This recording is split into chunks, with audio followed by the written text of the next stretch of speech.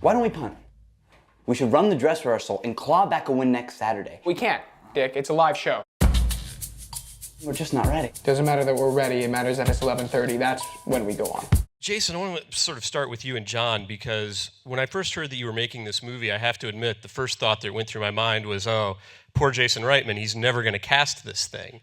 And obviously, I'm glad I was proven very wrong. I mean, the cast in this is incredible, but you know, it's a huge ensemble, and it's a huge ensemble of people with whom many people in the audience are familiar. So where do the two of you even get started assembling a cast like this, and what are your initial conversations like? It's funny. Every time I would tell people this idea, they'd be like, that's a really good idea. You know, that's impossible to cast. And fortunately, I had a secret weapon, and that's John Papsidera. I think we started with jokes, didn't we? We probably just started making fun of one another. That's how it usually goes. Yeah, it usually does. You started like anything else. I mean, it started in conversations about what we wanted to do, and then it just became roll up your sleeves and get to work. And capture the essence of each character. I think we had a rule very early on, which was we're not looking for people to do impersonations. We're looking for people who understand the essence of each character. And when Gil and I started writing the script, that's how we approached the characters, was that it's not about capturing Chevy Chase in his entirety. It's about Chevy Chase is an ego that needs to be humbled. Garrett Morris is someone searching for his identity and his place in this show. Once you start nailing down that this is what we're looking for, I think that's when the casting process can really begin. Well, it's a really interesting mix of cast. I mean, there are people who are very established, you know, people we've seen, like J.K. Simmons, who's we've seen in all your movies pretty much, and you know, then some people who are kind of unknown. Was there any kind of sort of philosophy about that mix, or was it just kind of happenstance? Yeah, I think it was more about trusting Jason's instincts on how that blend would work, but you know, obviously finding a baseline that everybody would rise to, and you know, it was different with every character. Well, and I'm just curious, who was the hardest one to find? Dan Aykroyd. Yeah, Dan.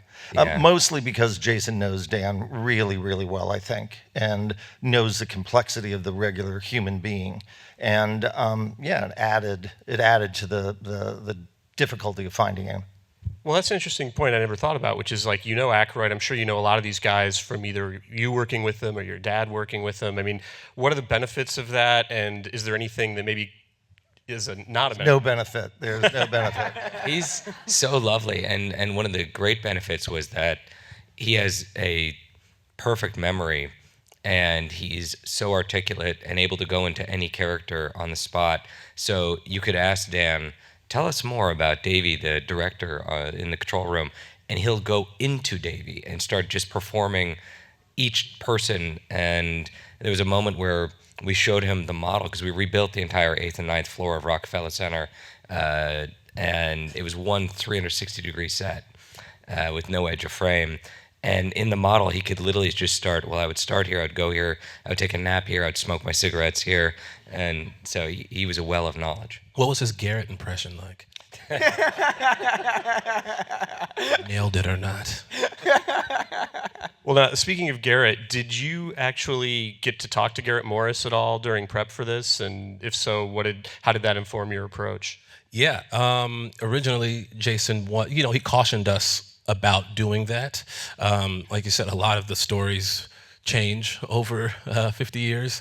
So, but I said, okay, and I went and spoke to him anyway.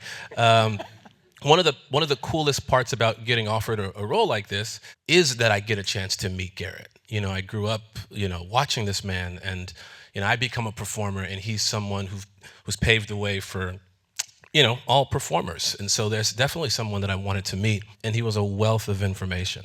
But just like Jason said, you want to cover the essence of what's happening. So those were the questions that I was asking him. And when you get to set and you got actors, that are masters at what they do, and you got a crew that are masters at what they do, the rest is just, like I said, listening to Jason and just digesting what that little bit of information is and worrying about the essence, and the rest kind of just falls into place. Mm-hmm. And now how about for Lorne Michaels, what kind of, I felt like you really just nailed his essence incredibly, and just every little gesture and the physicality of it was unbelievable to me. So what kind of research did you do into Lorne to figure out how to play him? one of the first things Jason told me about this movie is he goes, I'm not trying to make a movie about Saturday Night Live. And I'm like, yeah.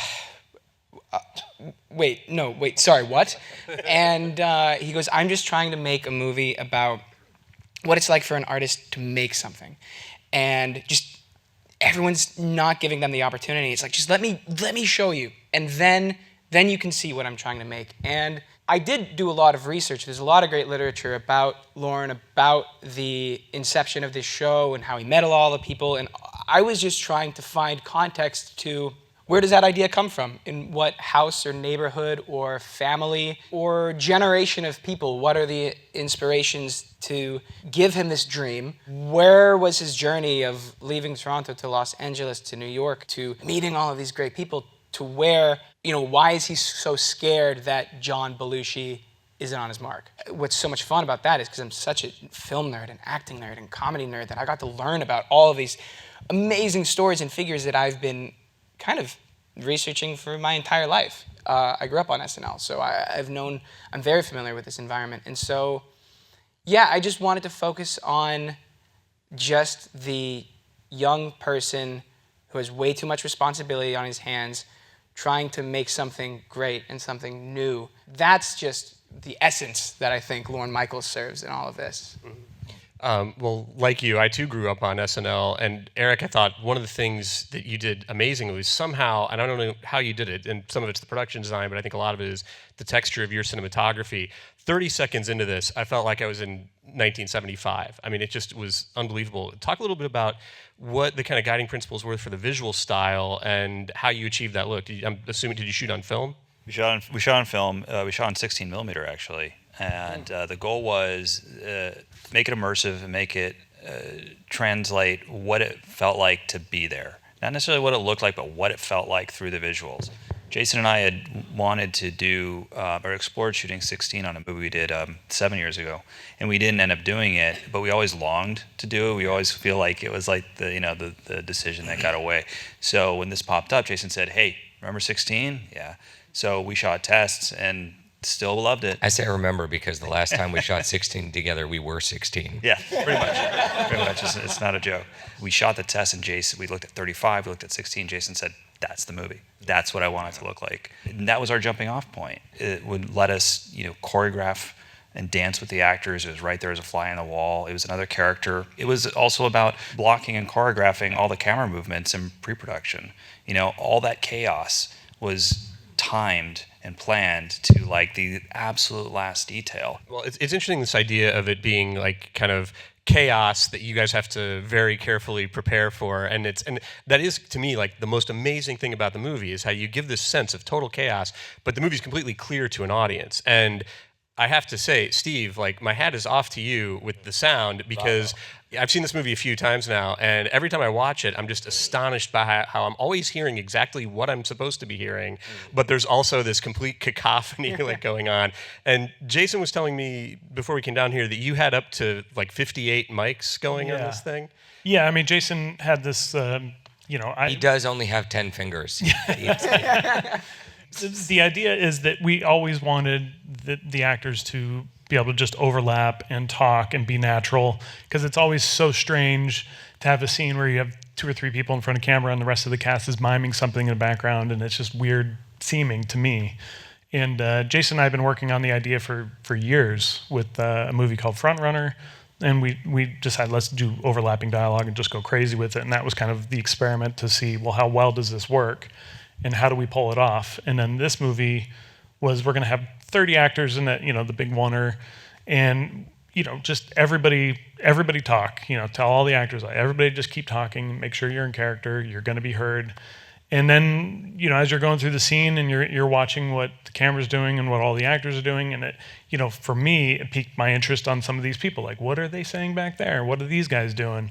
And from take to take, you would just kind of discover new information and new jokes, and every time you had a new joke. Oh my God! I was testing this theory. I was like, "Are you sure you want to have this many hot mics?" Okay, I'm not on camera, but I'm gonna say some wild and see if he hears it. And there are times where I would come back, in between setups, and he would just go.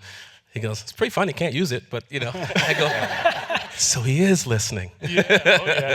Talk a little bit about how the score was recorded, because as I understand it, that was actually done on the set. We recorded the entire original score live on set. He was trying to give me a heart attack in pre-production. So how does that work? When So John Baptiste, which I'm going to presume you guys are familiar with John. John, who acts as Billy Preston in the movie, also wrote the original score. And the way that we did it was, and only John could do this, we would wrap, and we had relatively short days because of the amount of choreography and prep we did. Our days were like usually 8 a.m. to 6 p.m. And then at 6, John and his band would go get in their street clothes. They'd come back to set. We'd serve food. The entire cast and crew would stay. I've never seen anything like it. Nobody went home because they were about to get a free concert. And Nathan Orloff, our editor, who was cutting very swiftly, would show rough cuts on his laptop to John.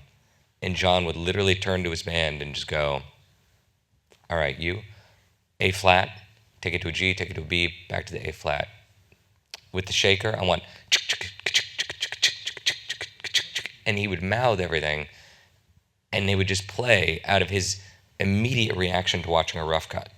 And then he would go and he would get on the clavinet, he would add some more, and he'd play for a while, and all of us would just sit there jaw dropped. And then he would go, yeah, that's enough of that. And then Nathan would show him another scene, and he would just keep building. And as a result, the movie is edited to these live performances. And in those moments, I think what we all felt was we were witnessing the thing that we were trying to capture on film itself, which is, what is it like when something creative is just burst into the universe out of nowhere? And that's the reason why we made the movie, is what did it feel like 90 minutes before the world changed? What did it feel like before they changed comedy and television forever? Did they know? Or was it just a normal night at Rockefeller Center? And when you would watch John work in real time, it gave you a sense of what that magic can feel like. I feel like we're barely scratching the surface here, but the clock has run out, much like in the movie. So I want to thank you all for coming and talking with me about it. It's a great movie. And Thank you very much. Thank you all. Thank you. Thank you.